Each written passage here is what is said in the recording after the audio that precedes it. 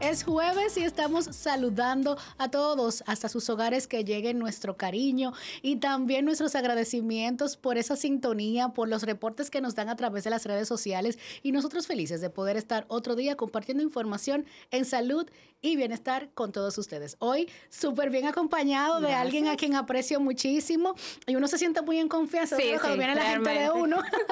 La doctora Yosiel Ten, reumatóloga, que nos acompaña en este jueves. Muchísimas gracias, Dalma. Yo estoy más feliz que tú, de verdad, porque te he visto crecer, sé lo que te ha costado, todo lo que has hecho. Y yo estoy muy feliz de estar contigo, acompañando-te en la mañana de hoy. Ay, muchísimas gracias por la invitación. De verdad, porque sabemos que cuando ustedes hacen ese espacio en agenda, nos preguntamos recientemente, ¿y el programa es en vivo?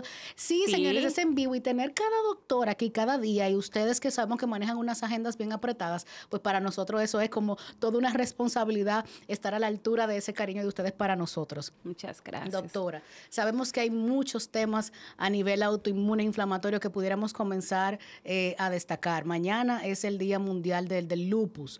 Sí. Antes de entrar directamente en el lupus, y una pregunta que no puedo dejar de hacer, ¿a qué se debe el aumento de las enfermedades inflamatorias y autoinmunes? Mira, eso es un tema que nosotros lo hemos pensado, que hemos hablado y discutido. Realmente las condiciones autoinmunes han ido en aumento. Hoy en día pensamos que tal vez el hecho de que somos más reumatólogos, hasta hace 12 años cuando yo empecé a hacer reumatología, eran apenas 17. Hoy en día somos casi 50 reumatólogos. Eso hace también el hecho de que se diagnostiquen más tempranamente y por ello de que se vean más enfermedades autoinmunes. También, y tenemos que estar totalmente seguros de esto, las enfermedades autoinmunes, yo no puedo modificar mi genética, pero sí el hecho de la alimentación y factores modificables, el aumento del uso de tabaco, algunos virus que también se relacionan con el hecho de que tengamos más aumento de condiciones autoinmunes, y también la presencia de la alimentación. Día a día estamos comiendo de manera no adecuada, y eso también hace que ese paciente que ya es genéticamente predispuesto, entonces pueda desarrollar en algún momento una condición autoinmune. ¿Cuáles son las enfermedades que ustedes más están viendo en consulta? Bueno, en consulta en reumatología, pues las enfermedades autoinmunes e inflamatorias, el lupus es una de las patologías que realmente, aunque no es lo más frecuente en reumatología, pero sí tenemos una gran cantidad. Artritis reumatoide, que casi ocupa el 1% de la población mundial. Las espondiloartritis, incluyendo espondilitis anquilosante, artritis psoriásica, osteoartritis, la artritis también asociada a ácido úrico como la gota, y también pues fibromialgia, que son otra de las patologías que los reumatólogos también vemos a diario. Dios mío, a veces usted hablaba de que el lupus, el tema que nos compete hoy, uno lo entiende o lo asocia con los famosos que uno ve en las noticias, que sufren de lupus, y quizás piensa que son casos aislados, y usted dice que se están viendo en consulta. Sí, nosotros realmente vemos muchos pacientes con lupus. Tal vez te puedo decir que a la semana se diagnostica un paciente en mi consulta. Imagínate que cada reumatólogo semanal puede diagnosticar un paciente con lupus, entonces sí la incidencia definitivamente está aumentando. Ahí vemos en pantalla las imágenes de personajes como Lady Gaga, como Selena Gómez, que llamó mucho la atención, y qué bueno cuando ellos se hacen eco público de que padecen estas enfermedades, porque entonces comenzamos a prestarle atención. ¿En qué consiste? O sea, ¿de qué va el lupus? Porque de repente siempre lo asociamos como con, y lo vemos con nosotros como desde el común. Eso es como una alergia aquí que le da a las personas, pero sabemos que no es así. No, mira, Dalma, el lupus tiene 1000 caras. Al tener 1000 caras, simple y sencillamente estamos diciendo que tiene 1000 manifestaciones diferentes o cientos de manifestaciones diferentes. Realmente, cuando hablamos de lupus, lo asociamos con las lesiones en alas de mariposa que pueden hacer las pacientes en la cara, pero simple y sencillamente esto corresponde a menos del 50% de los pacientes debutan con lesiones cutáneas. El lupus es una enfermedad sistémica que afecta a diferentes órganos, y al afectar diferentes órganos, el paciente puede debutar de múltiples maneras, y uno de los órganos que más puede afectar también puede ser el riñón, que es otra de las manifestaciones renales. Podemos tener es una de las manifestaciones del lupus. El paciente con lupus también va a debutar o puede tener una fatiga inexplicable, un cansancio extremo, que el paciente o la paciente no se explica por qué. Además de que puede tener manifestaciones también como salida fácil de pelo, úlceras en la boca. Esas úlceras son no dolorosas. También dolores articulares, artralgias y ese cansancio fácil, que pueden ser esos signos de alarma en mujeres jóvenes. Y hablamos de mujeres porque es una patología que es 9 veces más frecuente en mujeres. Y si somos latinas, afroamericanas, asiáticas, tienen un riesgo mayor de desarrollar la enfermedad y por ende una enfermedad mucho más agresiva. Es una enfermedad que vemos en mujeres como tú y como yo, que estamos todo el día trabajando, que estamos en edad fértil, y es una condición que es mucho más frecuente antes de los 45 años. No es que no pueda aparecer después, pero ese tiempo es el tiempo donde más puede aparecer. Esos síntomas de alerta que usted nos mencionaba pueden también de repente asociarse a otros padecimientos. Sí. Entonces, ese hecho de nosotros ser responsables como también de conocernos, de esto no es un simple dolor de cabeza o como esto no es una simple fatiga, es importancia, doctora, de poder diagnosticar a tiempo. Sí, es muy importante. Hoy en día ya la población y nosotros como reumatólogos estamos dirigidos a que la información llegue a médicos familiares, a médicos generales, pero que también llegue a la población general para que usted pueda identificar esos signos de alarma. Al ser pocos, no todos los pacientes van a poder acudir al reumatólogo o simplemente no saben que los síntomas que tienen se relacionan con una condición inmunológica. Entonces, aquí tal vez lo más importante es saber que, como tú decías, se relacionan con otras enfermedades, pero cada cuadro clínico, el reumatólogo va a ser también médicos internistas que pueden trabajar con estos pacientes o que son los que ven la gran mayoría de pacientes. Entonces, ellos van a poder hacer el diagnóstico o referir entonces tempranamente al reumatólogo. Porque no todo el dolor de cabeza va a ser de reumatólogo, ni todas las fatigas, pero sí obligatoriamente en mujeres jóvenes hay que descartarlo. Puede aparecer también en niñas y en niños, y es una enfermedad que aunque no es frecuente en varones, también puede aparecer en ellos.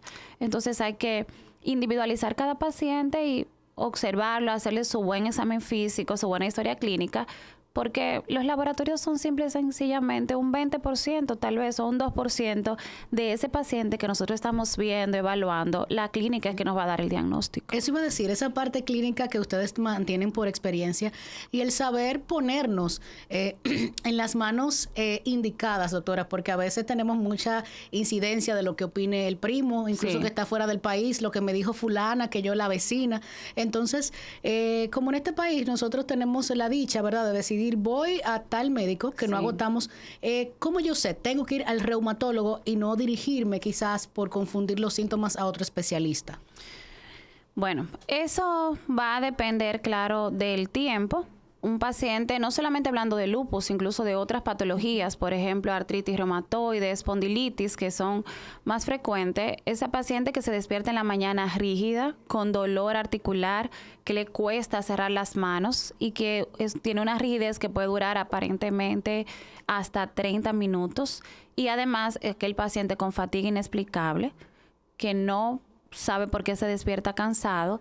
Es importante también aquel paciente con dolor lumbar de más de 3 meses, de más de 12 semanas, que se empeora en la noche, que mejora cuando camina y que está peor cuando está acostado, sentado.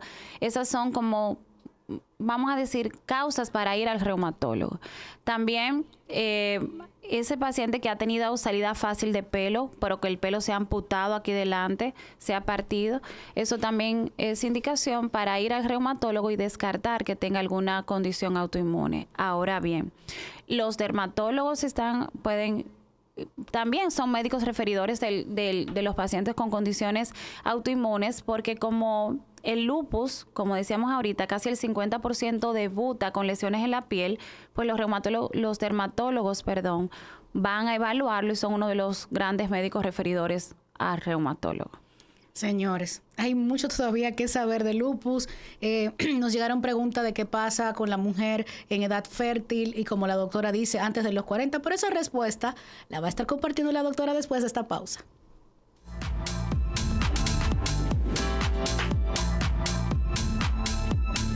Continuamos conversando sobre el lupus. Mañana es el Día Mundial de esta enfermedad y quién mejor que para hablar de ese tema la doctora Yosiel Ten, reumatóloga, con experiencia tanto en la parte pública también como privada. Es decir, que aquí podemos ver de todo, doctora. Sí, sí, es así. ¿Se hereda la enfermedad? O sea, ¿puedo asociarla que si mi mamá la tiene o un familiar? El lupus no es hereditario. El lupus es genético. Si mi mamá tuvo lupus, yo tengo un riesgo mayor de desarrollar la condición, pero no es hereditario, es como que todos los van a heredar.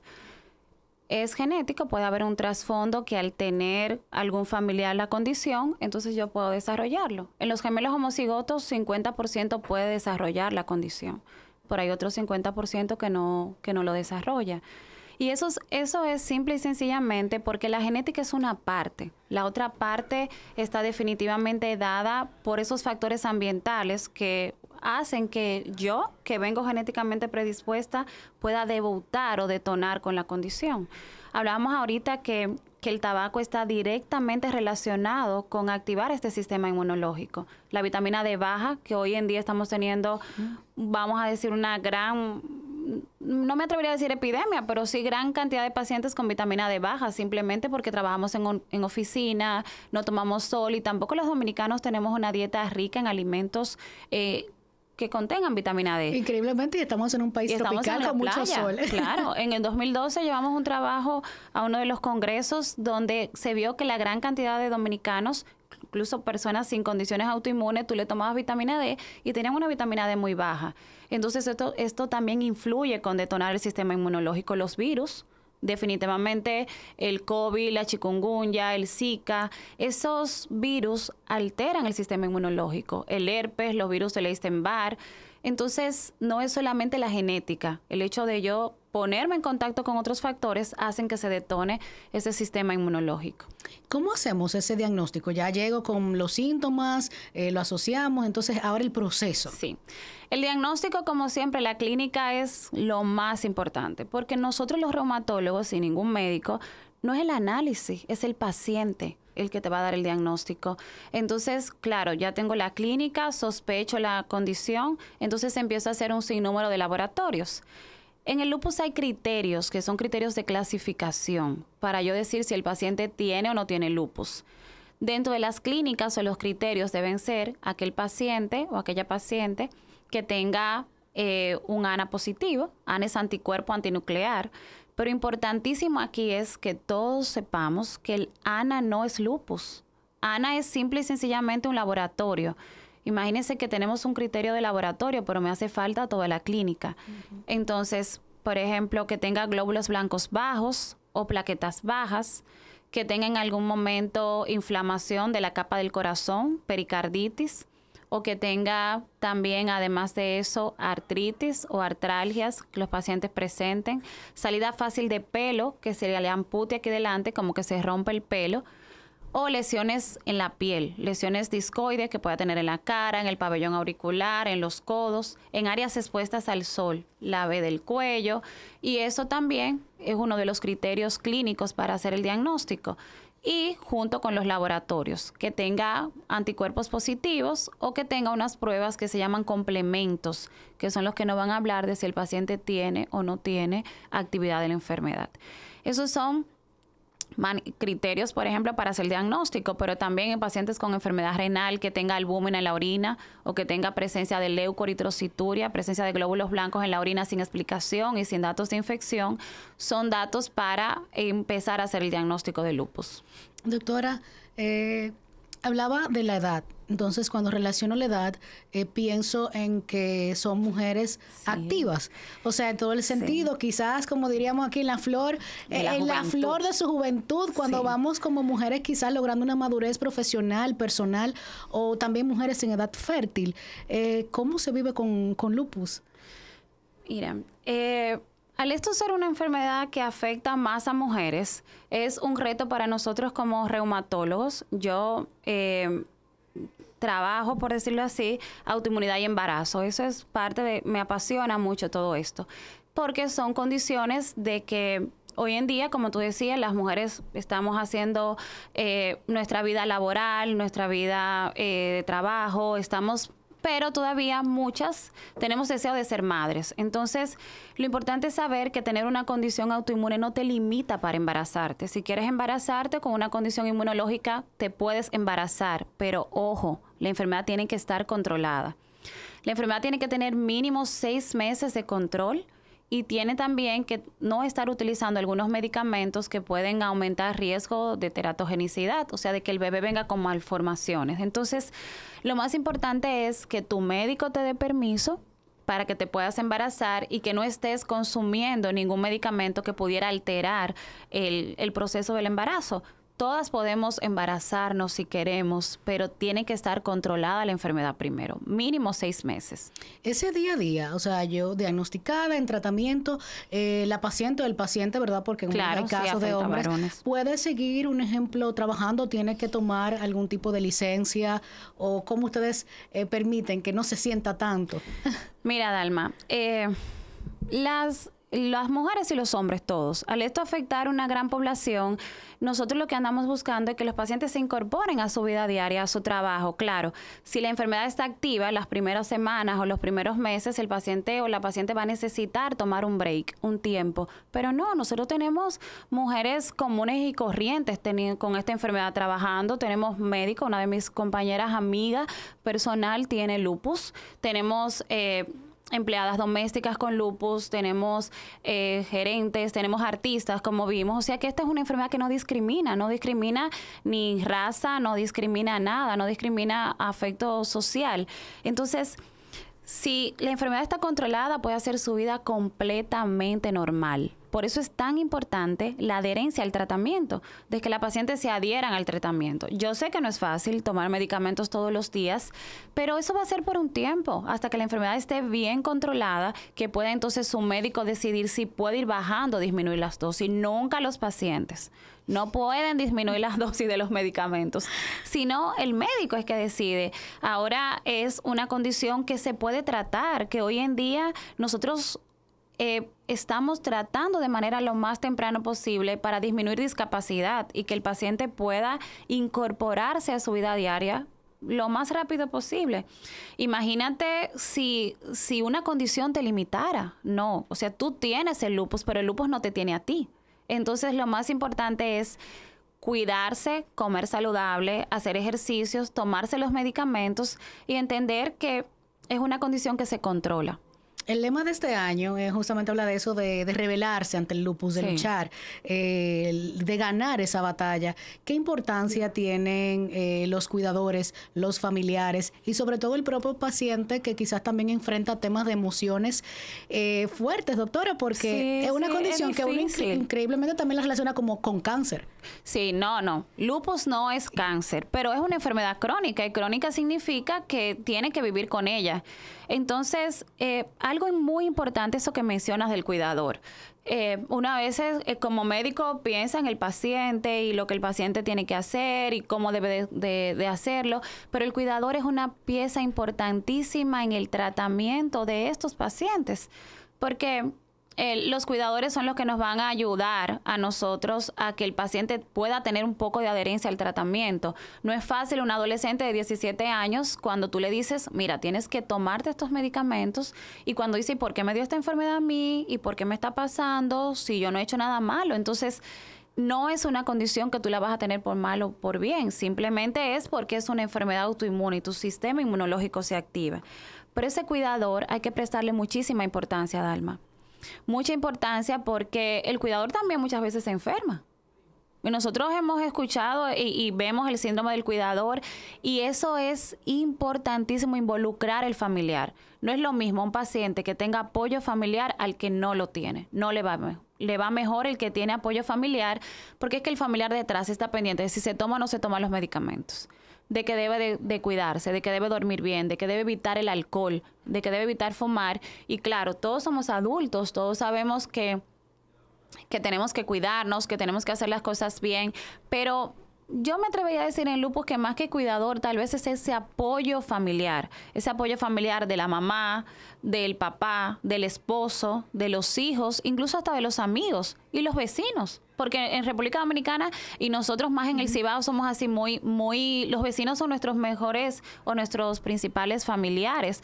Entonces, es importantísimo involucrar a la familia para que le vaya bien al paciente. Después de esta pausa, retornamos con la parte final de este programa súper interesante de hoy.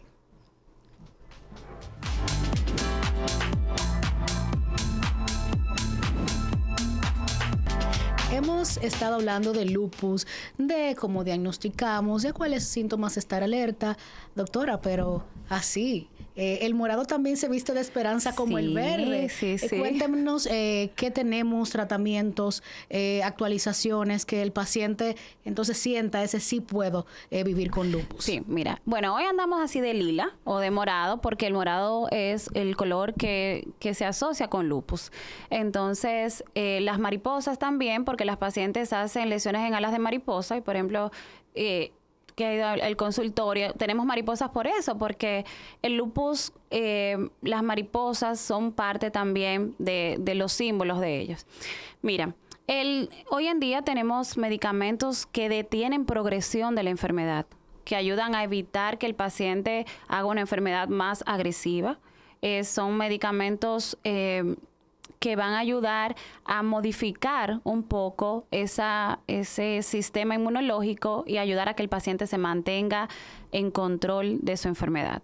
Tenemos moléculas nuevas aprobadas por FDA, gracias a Dios disponibles en el país, pero todavía no cubiertas por la aseguradora y no estamos tampoco dentro del programa para esas moléculas innovadoras en el sistema de alto costo. Pero sí ya hay otros medicamentos que están siendo cubiertos por la ARS, como el micofenolato, la hidroxicloroquina, para pacientes con lupus, y están también dentro del programa de alto costo. Todavía no tenemos tal vez todas las pacientes que necesiten las medicaciones dentro de estos programas, pero estamos ampliando el conocimiento, y al ampliar el conocimiento de la enfermedad, eso también va a ayudar a que el paciente se empodere como tal de su enfermedad y ayudar entonces a que se cierre esa brecha entre el diagnóstico y el inicio de la terapia de medicamentos. Que eso es muy importante. Usted también, como pasada presidenta de la Sociedad de Reumatólogos, me interesa saber cuáles retos tienen ustedes desde la práctica médica con estos pacientes y los pacientes de las enfermedades en general autoinmunes.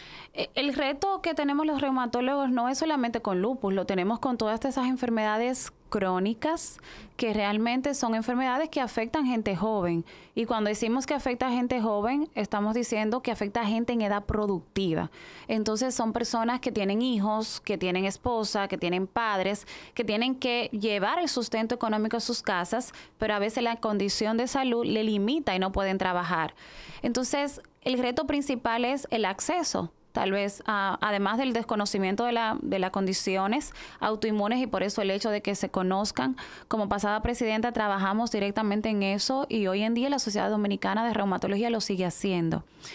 Otro asunto es el acceso a las medicaciones, a que pueda llegar esos medicamentos que el paciente necesite, la paciente necesita, pueda llegar a todo el mundo. Y además de eso, el que podamos diagnosticar de manera temprana.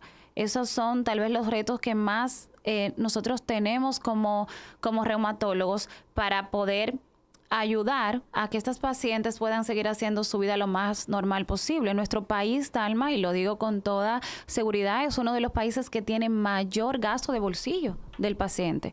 Son enfermedades crónicas cuando nuestro salario es un salario que no puede cubrir esos medicamentos. El paciente no se está tomando una pastilla, se está tomando 5 y 6. Entonces, todo lleva un costo. Entonces, hemos recibido, gracias, mucho apoyo de la CISARRIL, se está trabajando con esto y tenemos fe y confianza de que prontamente tal vez podremos modificar un poco estos catálogos, porque aunque no lo creas, las condiciones autoinmunes no son consideradas catastróficas. Imagínate. ¿Y quién evalúa? ¿Quién establece ese criterio, verdad, de evaluación? Al no ser consideradas catastróficas porque no están dentro de ese catálogo, eso también dificulta para la cobertura de muchas enfermedades. Entonces, estamos trabajando con esto. Créenos que como sociedad estamos dirigidos a que esto se pueda modificar, trabajando de la mano con otras sociedades, porque reumato solo no puede hacer nada, pero unidas con gastroenterología, con hematología, con oncología, con dermatología, esto también hace que se fortalezca y podamos entonces al final poder lograr que el paciente tenga su tratamiento a tiempo. En esta parte final, y es algo que me gustaría desmitificar, doctora, ¿por qué las personas decían, y todavía uno escucha la frase de que el lupus es tener cáncer en la sangre? Mira, eso mayormente es por desconocimiento. El lupus no es cáncer. Como decíamos ahorita, el lupus afecta la piel 50-60%. Por esas lesiones de la piel no se pegan. Esas lesiones de la piel no se contagian y mucho menos son lesiones que te van a llevar a la muerte asociada con cáncer. El lupus es una enfermedad autoinmune.